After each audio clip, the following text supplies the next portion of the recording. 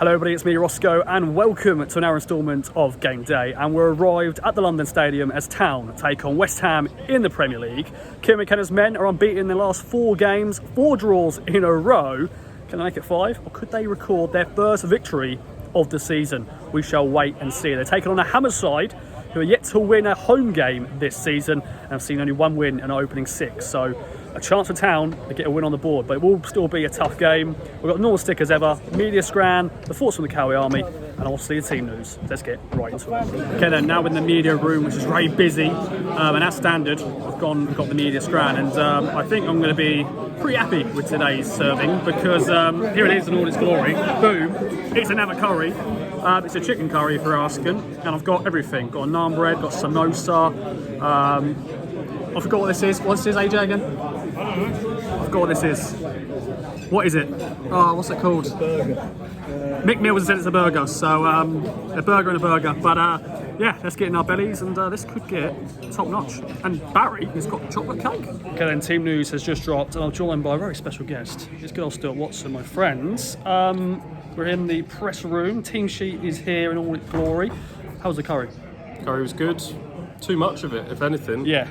Big old portion. A lot of bit of rice. chocolate cake as well. Yes, very nice chocolate cake. I'm going to give it a 7 out of 10.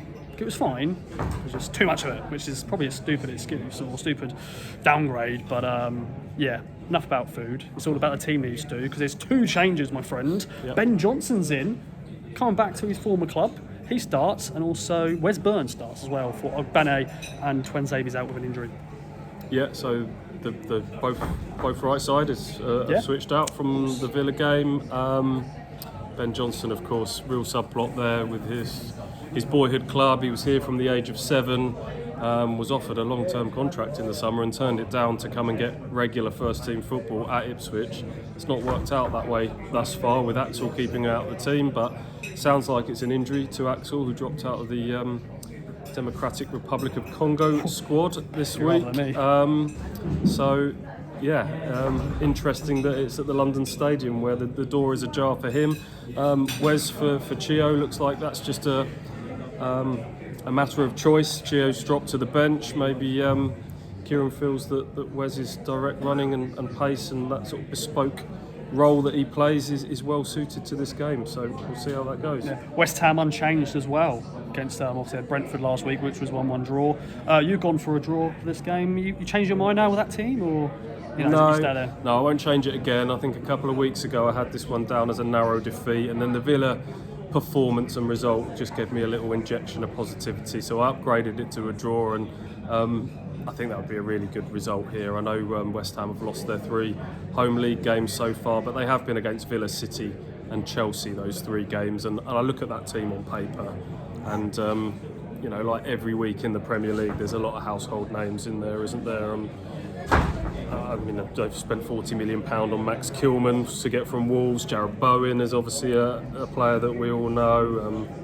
Paqueta, Kudus, we could go through them all. So maybe a decent time to come here, as we said in the build-up, but a tough game nonetheless. So we'll see what happens. Indeed. Well, I want to get to my pitch side view, get some snappy snaps. Stu's going to go up to his press box with AJ to get types. See you then. Get attacked by the bubbles here, pitch side. Kim McKenna got far down for kick-off. Let's go. So Ipswich Town have been beaten 4-1 here at the London Stadium. I'm here, was I? Hello, mate. Just feels a bit disappointing, really. That wasn't good enough, mate. No, conceded in like 49 seconds. Yep. Then Lindelap equaliser. Oh, love that. And then the rest, mistakes, and yeah, not great. I know it's the way we play into tight spaces, but it's just really naive, isn't it? At times, it's suicidal, and it's cost us again today. 2 mistakes, and then I thought Bowen for them had a really good game. Kudus was doing pretty well, and you come to places like this and you don't want to shoot yourself in the foot. We can't do that at the level we're playing at now, and we've done it on multiple occasions. So here we are. You don't play well enough, you make mistakes, you lose. Simple as that, really, mate. Yeah, especially here. They haven't won here all season, and then they come and score in 49 seconds. Where were you at when that happened? You think, oh no, this could be a long afternoon. Well, absolutely. I mean, you're instantly on the back foot, and then you get back in the game, don't you? With Delap, he's got us back into the I game. don't know how we scored that, by the way. No. Just turn around and Well, the boom. issue is, Ross, is you're so far away from the pitch that the goal actually went in a different postcode. So I'm not really sure what happened. But no, you know, you just immediately think, well, it's going to be a long afternoon. You get yourself back into it, and you can see just before half time. You can see just after half time, it completely kills the game. But no, there was too many people that weren't at it today. You know, I think we missed Axel today because obviously he's been unbelievable. Ben Johnson was absolutely dreadful. Yeah, not great. Absolutely Not a good return awful for him today, I'm afraid. Which is a shame because you did want him to come into the team, and obviously you want any player to do well, but you always want to see someone do well at their former club, but he just wasn't. He just was not good enough. So yeah, I think we desperately missed Axel, mate. I really do. Not that I don't think it would really change too much, but hey, it might take away some of those individual errors that Johnson made, but I don't know. As much as he was bad, I don't want to put it on all on one player because I don't think the team was good enough today. I really don't. Yeah, and international break now, my friend. Has that come at the right time or the wrong time? If you'd asked me before the game today, I'd have probably said I don't really want it to come. But I mean, off the back of a 4-1 defeat, I suppose you want some space to clear your head, don't you? But yeah, one to forget, I'm afraid. Yeah. Move on. Thankfully, it's not too long of a way home, unlike the last time we lost 4-1. Yeah. But we saw Peppa Pig. We did. That was interesting. That was a damning indictment on modern football. And obviously, we're both into wrestling, so CM Punk's team, Cult Personality, just got played when Peppa Pig was entering the fray. Peppa entering at 1 in the Royal Rumble. That's pretty much sums it up. I can only assume she was there because, you know, she is made of ham. Yeah. Odd. Very, very odd. Highlight of the day, really. Yeah. So that sums it up, doesn't it? But yeah, I guess we lick our wounds, learn the lessons from today, and try and pick ourselves up. Because I think we're at home next, aren't we? So, Yes, Everton. and if you don't get your win before the next international break, we really are in trouble. So, you know, but hey, we'll be there, won't we? Yes, mate. Top man. Up down. Well, K-Dog, all the way from Wales as standard. We're here in London, and you've seen Town lose 4-1 against the Hammers, the Lions. Thoughts on that? I had a nice pie at half time, Yeah. and that's about it, really. Oh, the pub before the game was nice. A little lovely view of the stadium across the canal. Well, you can see here behind us, Canary Wharf and all that. We were missing me to say, if my dad was here, he would say he used to work in Canary Wharf Tower, so I'll just put that out there so everyone knows. Shout out to his dad. Right, yeah. We weren't very good, were we? No. West Ham weren't very good either. No. But they were better than us. Yeah. Do you know what? I thought there was a period where I thought we played really well. We had good spots, didn't we? When we equalised, I thought, we're in this. A lovely goal. And then we just... I can't wait to see it on Match of the Day, because I couldn't see it from where I was. Yeah, good finish, mate. Was it? Right in front of me. Brilliant. Yeah, just how we turned and keeper may got to do a little bit better there, but... Yeah. Well, I was about 4 miles away, so, you know... Yeah, I'll admit. Even me as a photographer, I'm still a little bit, far away from the pitch as well, because it's the running track and all that. I don't know what Ben Johnson brings to this side.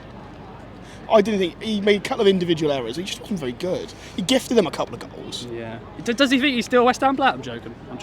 That is the cliche, though, isn't it? But yeah. Well, maybe he does. I mean, you can see why we were able to easily beat them to a contract, because they've obviously offered him what he's worth, and he's gone no, and we've gone, we'll pay you a bit more. As West Ham have gone, well, this is why. I think from 1 to 11 we weren't very good today. No. Muric had an all right game. Yeah, mate. Like to be fair, we could have lost even by more. Yeah, he made some good saves, but you know, he had an all right game for a keeper. You can't really say a keeper's had a great game when he's had 4 put past him. Okay, you can't really say any of them really his fault, but you know, whenever the squads get announced, everyone's like, why isn't Leif Davis being picked for England? And you watch a game like this and go, well, that's why, because he's clearly not ready. There's a couple of times where his man lost him again. And he will be ready, but he's just not ready now, defensively. That's what I call. I hate calling individual players out. They just weren't really good at all. And it's disappointing, because I think we didn't really make them work for any of their goals. No.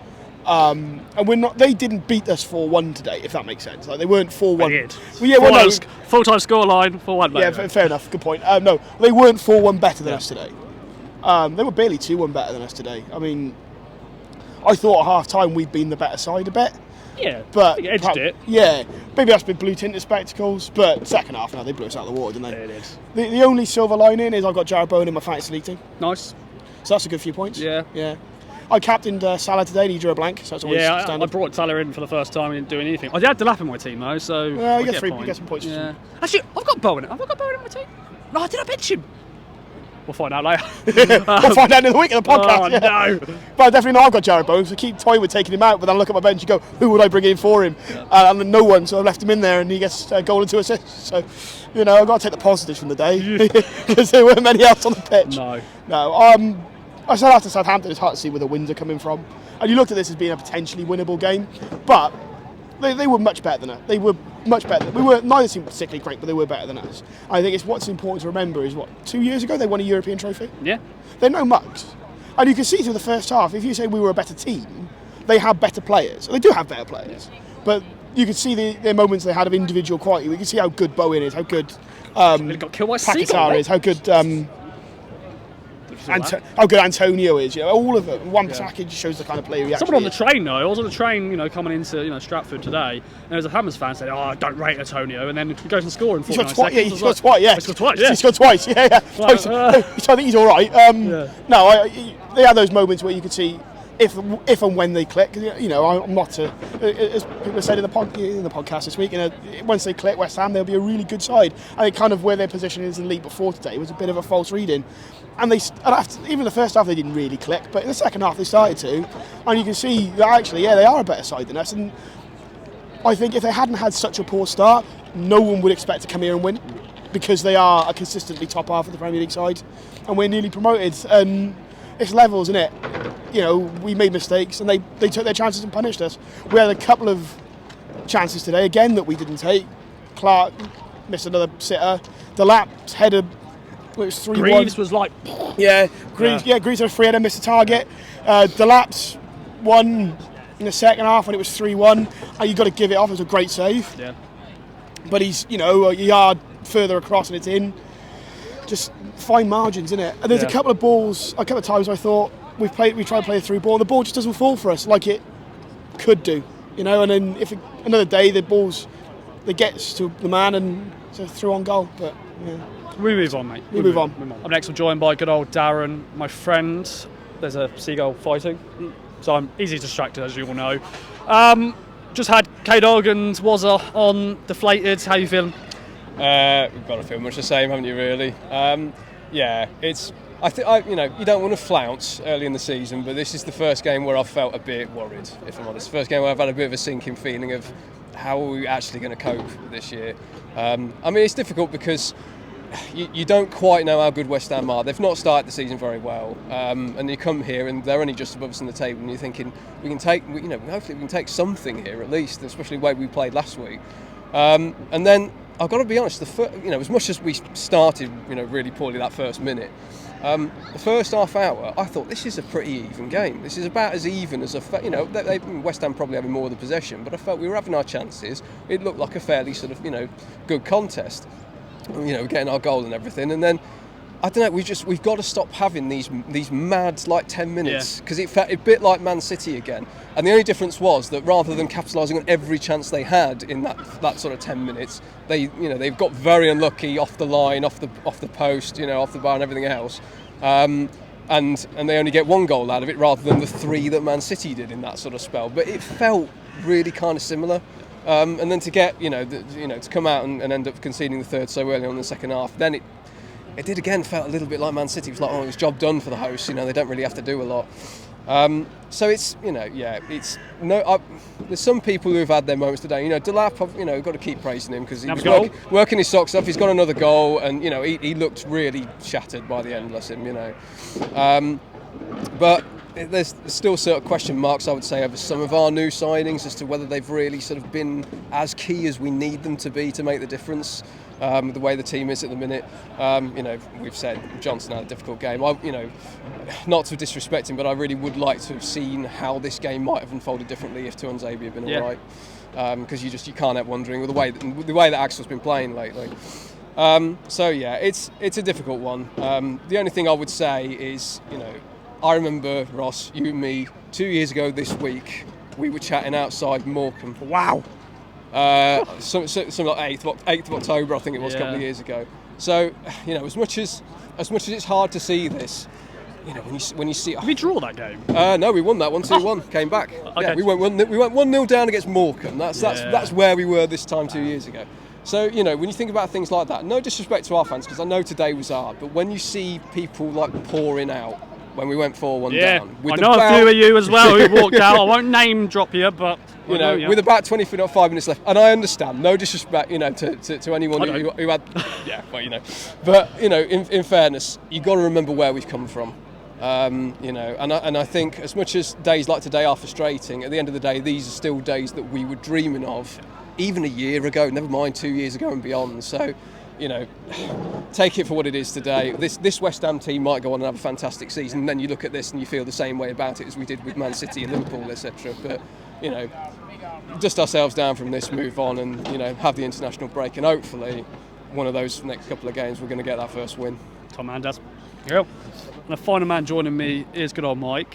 I don't know what to expect, so I'm going to brace myself. Yeah, I don't know. I don't know what's going to come out of these. Well, what do you want to come out? Just your honest opinion. I think everybody's said. Yeah. I think there's been enough player slating and rubbish like that. Isn't this a soulless bowl? Yeah. It's all pretty and it's got all pretty. Well, it's Olympics, wasn't it? It was built for the Olympics. Yeah. But it's so there'd be more atmosphere if you moved this to the moon. I think it's West Ham, but it's only West Ham in name. Yeah, that's what it feels branded. Like, right? It's I don't think not, West Ham fan. I don't think they like it really. No, it's not West Ham. No, Up the Park. I used to love Up the Park for a name. Yeah, and it's soulless. Yeah, and I couldn't come and watch football here every week. No. It's just soulless. There's no atmosphere. I mean, I could tell in the away end, I was up in the top tier right at the back, and there was a group of 10 West Ham fans at that side trying to sing. Yeah. And a group of 10 on that side trying to sing. And then maybe it filtered down to about 100 when they scored, but then it went quiet. Yeah. And even at 4-1, it's quiet. Yeah. Until the end, when the referee blew a whistle and everyone cheered. Yeah. Because they said, we had enough of this rubbish, let's get out of here. Thank God for that. Yeah. What was it like for you down on the touchline? Well, it's still far away for me, even as a photographer. I'm a little bit, closer to the pitch than the fans. Did you bring your big lens? Of course I did. Always with me, my big lens. And I got some good snappy snaps of, deflated Town players and... You did get one of me because I was right up at the back. I did actually see you somehow. Easy to find, but I did actually look and go, there's good old Mike.